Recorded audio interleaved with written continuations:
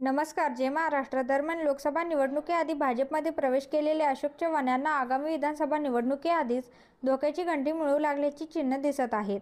अशोक चव्हाण यांचे होमग्राऊंड असलेल्या नांदेडमध्ये भाजपला मोठा विजय मिळवून देऊ असा विश्वास अशोक चव्हाण यांनी व्यक्त केला आहे. पण विधानसभा निवडणुकीआधीच नांदेडमध्ये मोठ्या घडामोडी घडताना दिसत आहेत. यात अशोक चव्हाण यांना लागोपाठ 2 मोठे धक्के बसले आहेत. याबद्दल जाणून घेऊया. दरम्यान लोकसभेनंतर बदललेल्या समीकरणामुळे अशोक चव्हाण यांची साथ देणारे अनेक जण आता त्यांची साथ सोडत आहेत. अशोक चव्हाण यांचे जवळचे मित्र आणि माजी राज्यमंत्री डी.पी. सावंत यांनी काँग्रेसकडून उमेदवारी मागितली आहे. शिवाय भाजपत प्रवेश केल्यानंतर चव्हाण यांच्यासोबत गेलेले माजी महापौर जयश्री पावडे, माजी उपमहापौर सतीश देशमुख, माजी जिल्हा परिषद सदस्य मनोहर शिंदे यांनी काँग्रेसकडून उमेदवारी मागितली आहे.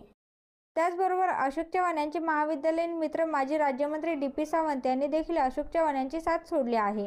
डी.पी. सावंत हे काँग्रेसकडून 2 वेळा आमदार आणि 1 वेळा राज्यमंत्री होते. लोकसभेत प्रकृती अस्वस्थतामुळे त्यांनी कोणतीही भूमिका घेतली नव्हती. मात्र त्यानंतर आपण कार्यकर्त्यांशी चर्चा करून कोणासोबत जायचे हा निर्णय करू, अशी प्रतिक्रिया त्यांनी प्रसारमाध्यमांशी बोलताना दिली होती. दरम्यान डी.पी. सावंत यांनी नांदेड उत्तरमधून काँग्रेसकडे उमेदवारी मागितली असून जिल्हा काँग्रेस पक्ष कार्यालयात त्यांनी अर्ज दाखल केला आहे. अशोक चव्हाण भाजपमध्ये गेल्यानंतर काँग्रेसचे असंख्य पदाधिकारी आणि नगरसेवकांनी भाजपमध्ये प्रवेश केला होता. आता एक जण त्यांच्यापासून दूर होत आहे. भाजपमध्ये गेलेले माजी महापौर जयश्री पावडे, माजी उपमहापौर सतीश देशमुख आणि माजी जिल्हा परिषद सदस्य मनोहर शिंदे यांनी काँग्रेसकडून थेट उमेदवारीच मागितली आहे.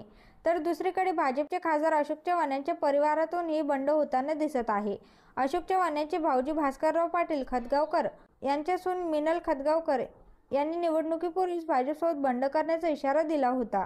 2 वेळा आम्हाला पक्षाध्यक्ष म्हणून माघार घ्यावी लागली. 2019 आणि 2024च्या लोकसभेत पक्षाध्यक्ष आम्ही मान्य केला, परंतु आता जर पक्षाकडून संधी मिळाली नाही तर अपक्ष लढण्याची कार्यकर्त्यांची भूमिका आहे आणि ती भूमिका मला मान्य आहे, असं मिलन खतगावकर म्हणाले आहेत. त्याचबरोबर भाजपाने तिकीट दिलं नाही तरी लढणार का, असा प्रश्न विचारला असता बिलकुल असं उत्तर मिनल खतगावकर यांनी दिले आहे.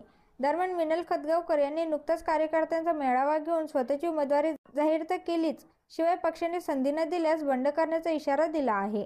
माजी मंत्री डी.पी. सावंत आणि इतरांनी काँग्रेसकडून उमेदवारी मागितल्यानंतर आता मिनल खतगावकर यांनी बंडाचा इशारा दिल्याने राजकीय चर्चांना उधाण आले आहे.